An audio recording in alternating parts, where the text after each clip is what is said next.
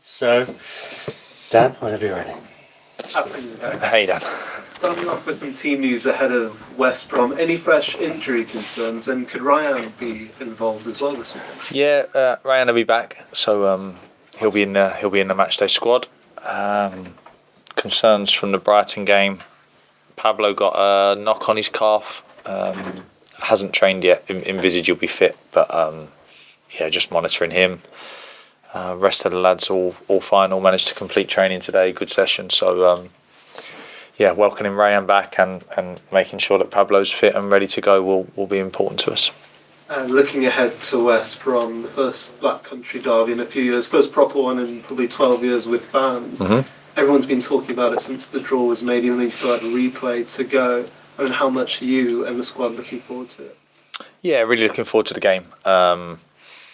At our first sort of session, looking forward towards it today as a group. So got some work done on what it should look like tactically and what it will feel like sort of emotionally, and what it means to the fan group that have been sort of incredible to us this season and give us a fantastic backing. So we're starting to get the lads ready for what it might feel like tactically and being part of a game that is very, very important to the area.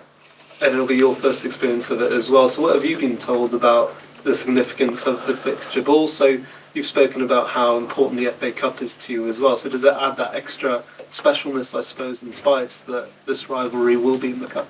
Yeah, no, I think as the head coach, there's two sides to it. There's the professional side, which is another game. It's a game in the FA Cup that I want the club to do really well in. But then also an understanding of what it means to the supporters. So I'm very aware of how important it is to them. And I'm sure they want us to progress in the FA Cup as well as just winning a derby. I'm sure that that we're sort of connected in that. But yeah, the main focus for me, if I'm really honest, is winning another game of football. And then the extra bit and being able to give the fans a great day is an added importance. But as always, when it's your job and when you do it day in, day out, the only important thing to me is winning as many games as possible, and that stands again this weekend. Just wanted to touch on transfers of the week to go of the window. In terms of the striker search, I was just curious in terms of what type of profile and what kind of abilities are you looking for in terms of bringing someone in potentially? Yeah, so me, Matt and the recruitment team have done an awful lot of work on a couple of options, and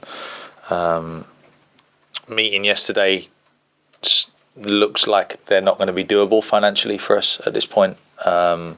So sort of back to looking at other options that we might be able to do. So obviously that disappointing firstly because we felt like we were making some headway on a couple, but looks like they're not going to be doable to us. So but as I've been since you've started asking me about the transfer window, I don't want it to be seen as a negative because the group that we have given us so much so far, and delighted to keep working with them. So if we can't, I'm not just going to sign anybody. It's not going to be like we need a 9, so we'll take whatever we can get. Need to take people that deserve the opportunity to play for Wolves, are good enough to help the group. If we can't find them, as I've said, January's tricky. Prices are sometimes inflated in January. People don't want to lose their good players. So if we can't find ones that help us and can't find ones that I think are credible to play for Wolverhampton Wanderers, then we go with what we've got, which is fine.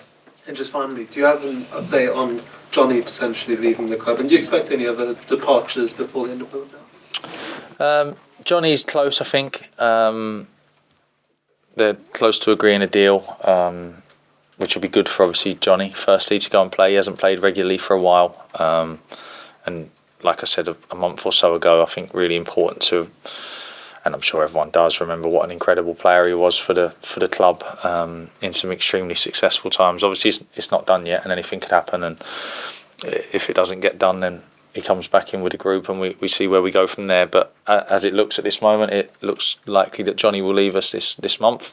And if it turns out that financially we can't add any, then I don't foresee too many others leaving. I think people are going to have to stay around and make up the numbers in the squad for us. All right. Gary, did you watch the draw, and what was your initial thoughts when you saw who you'd got? Yeah, watched the draw. Initial thoughts was tough draw. They're going fairly well in the Championship, and largely due to their home form. Home form's been a lot better than their away form. So first thoughts was tough game, good coach, still some really good players there, and then excited to be involved in a game that has some extra significance to the area and the fan base, and I'm sure the players feel the same. Just a little bit of extra excitement this weekend going into what is a very important game. Extra excitement, but is there a little bit of, oh blimey, I could do without this, because even if we win they're not going to give us credit, but the arch rivals are coming for us? No, none at all. We can lose any game of football. It's the nature of the game. So yeah, I've lost enough in my time, especially as a player, and since stepping over the line to head coach, that yeah, you lose football matches and you have to pick yourself up and you go again. The aim always is not to. And the same this weekend. We go to West Brom with trying to give ourselves the best chance possible with our performance and the way we do things. But they have 11 players the same as us. They have a good coach and they'll be thinking exactly the same, and it is a tough place to go. So we'll need to be at our best for sure to make sure we get through to the next round. We'll do our very best. We'll try and give the supporters what they want, and then we'll see where we are after the game.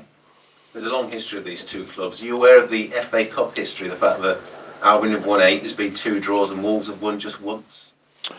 I hadn't looked at the FA Cup history specifically. I know that it's been a while since we've managed to beat West Brom. So, I mean, you sometimes get... Probably people were telling me it was a while since we'd done any good against Brighton as well, and we did okay at the weekend. So these things can change quickly.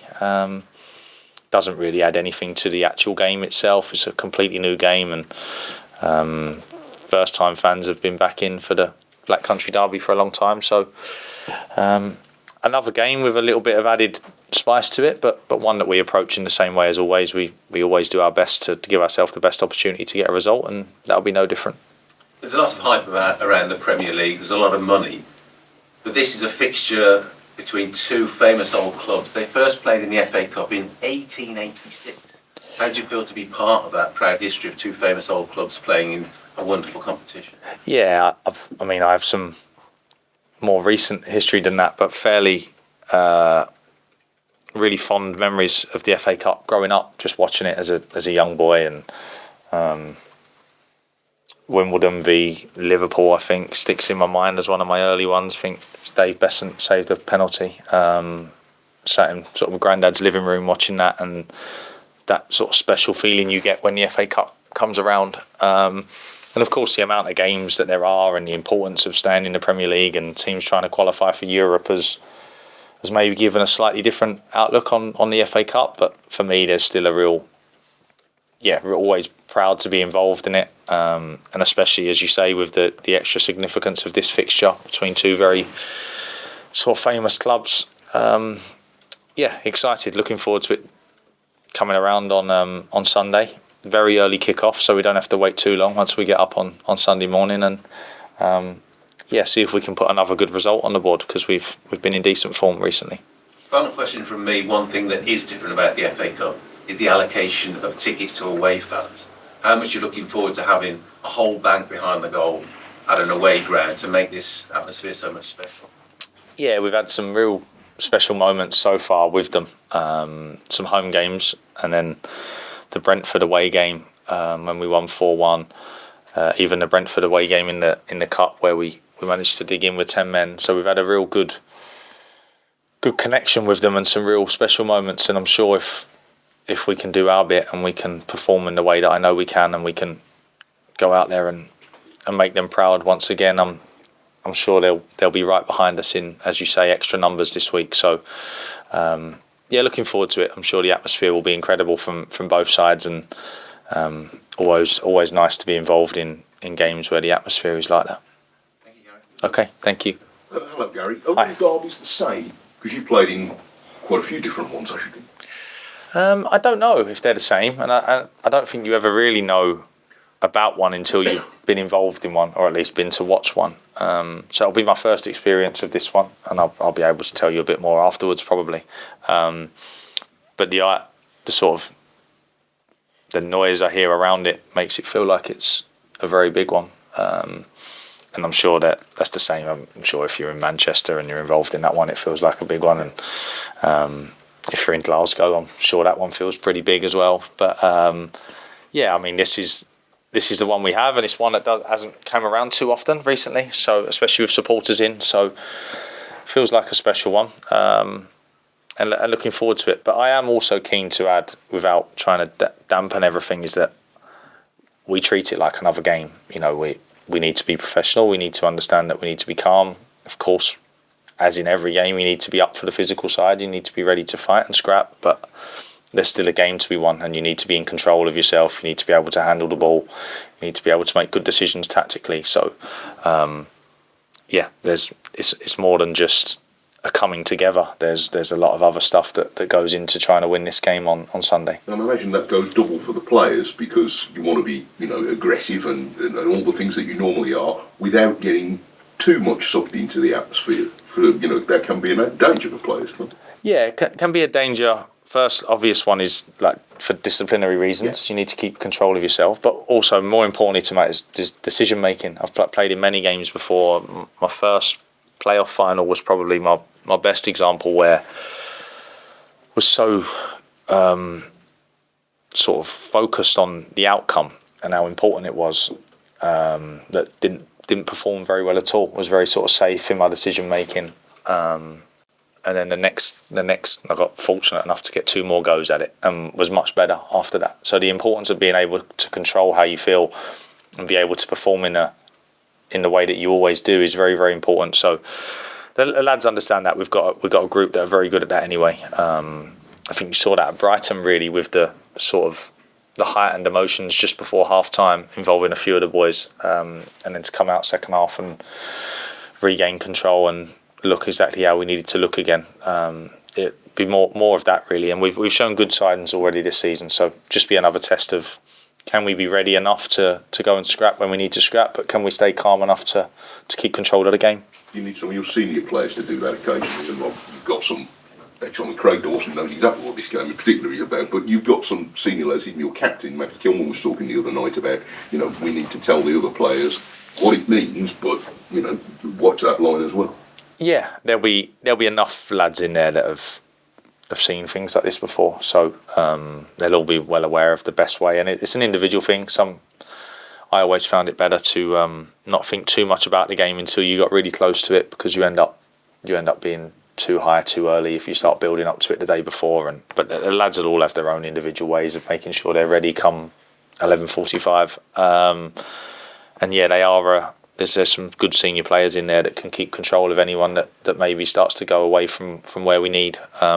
But really confident that we're in a good place to deal with what's going to be thrown at us on Sunday. Just one quickly, if I may. I know games kick off at all sorts of times and days now. 11:45, does that make a big difference to it? I know that the routines you and the players will have, they're very strict on eating and all that sort of thing. That's unusual.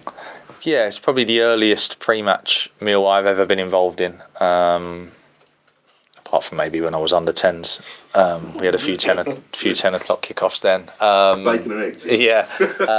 But no, yeah, extremely early. And I mean, you can see what they're trying to do with having it early and trying to keep control of the atmosphere and make sure everything stays on the right side of the line. But yeah, we always report sort of 3 hours, 45 minutes before a game.